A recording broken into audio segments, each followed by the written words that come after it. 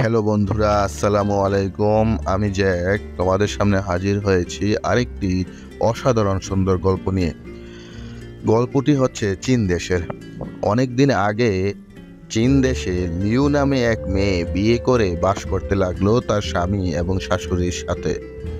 খুব অল্প সময়ে লিউ দেখলো যে তার শাশুড়ির সাথে বাস করাটা প্রায় অসম্ভব। ক্রমশ তাদের মধ্যে মতানৈক্য আর ঝগড়া শুরু হয়। শাশুড়ি প্রায়শ লিউকে কটাক্ষ করত বিভিন্ন কাজে। পরিস্থিতি সবথেকে খারাপ করলো যে দিকটা, সেটা হলো চাইনিজ পরম্পরা অনুযায়ী লিউ তার শাশুড়িকে সবসময় মাথা নুয়ে সম্মান জানাতে হতো এবং শাশুড়ির সমস্ত আদেশ মেনে নিতে হতো।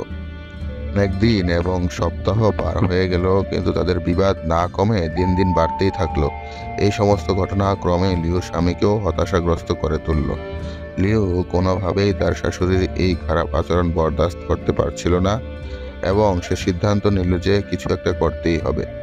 একদিন লিউ তার বাবার এক বন্ধু মিস্টার হং এর কাছে গেল, যার একটা ফার্মেসি রয়েছে। লিউ তাকে সমস্ত ঘটনা খুলে বলল এবং তার কাছে কিছু বিষ চাইল, যা দিয়ে তার শাশুড়িকে মেরে ফেলে এই সমস্ত সমস্যার সমাধান করা যায়। মিস্টার হং কিছুক্ষণ চিন্তা করে বললেন, লিও, আমি তোমাকে সাহায্য করব তোমার সমস্যার সমাধান করবার জন্য, কিন্তু আমি তোমাকে যা যা বলবো তাই তোমাকে অক্ষরে অক্ষরে পালন করতে হবে। লিও খুশি মনে তার কথায় রাজি হয়ে গেল। মিস্টার হং পেছনের রুমে গেলেন এবং কিছুক্ষণ পর ফিরে এলেন একটা ঔষধের প্যাকেট নিয়ে। তিনি লিওকে বললেন, তোমার শাশুড়িকে মেরে ফেলবার জন্য এমন কোনো বিষ দেওয়া উচিত হবে না যা তাৎক্ষণিকভাবে তাকে মেরে ফেলবে। এতে লোকের সন্দেহ তোমার উপর পড়বে। তাই আমি তোমাকে এমন একটা ওষুধ দিচ্ছি যা তোমার শাশুড়ির শরীরে ধীরে ধীরে বিষক্রিয়া করবে।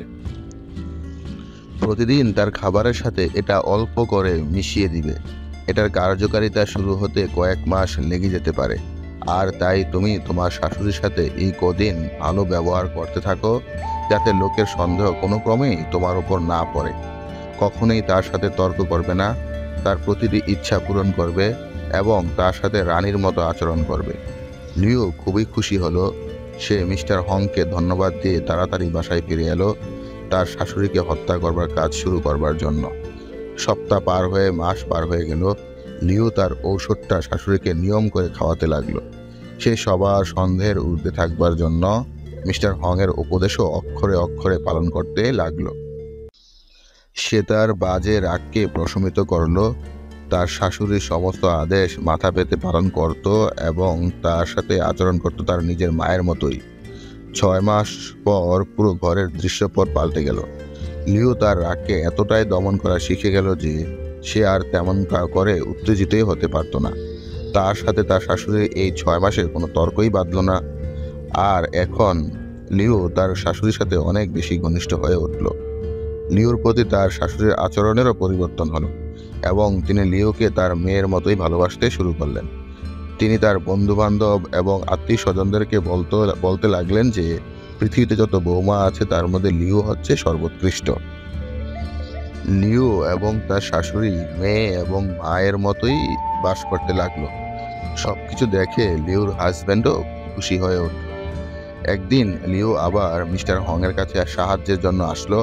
সে মিস্টার হংকে বলল, জনাব মিস্টার হং, আপনার বাকি ঔষধ আপনি ফিরিয়ে নিন এবং যতটুকু ক্ষতি আমার শাশুড়ির হয়েছে তা কাটাবার কোনো ঔষধ দিন। তার মধ্যে অনেক পরিবর্তন হয়েছে এবং এখন তাকে আমি আমার মায়ের মতোই ভালোবাসি। মিস্টার হং হেসে সামান্য মাথা ঝাঁকিয়ে বললেন, লিও, ভয় পাবার কোনো কারণ নেই। আমি তোমাকে কোনো বিষ দেইনি। যেটা দিয়েছিলাম সেটা ছিল এক প্রকার ভিটামিন, যা তোমার শাশুড়ির স্বাস্থ্য ভালো হতে সাহায্য করেছে।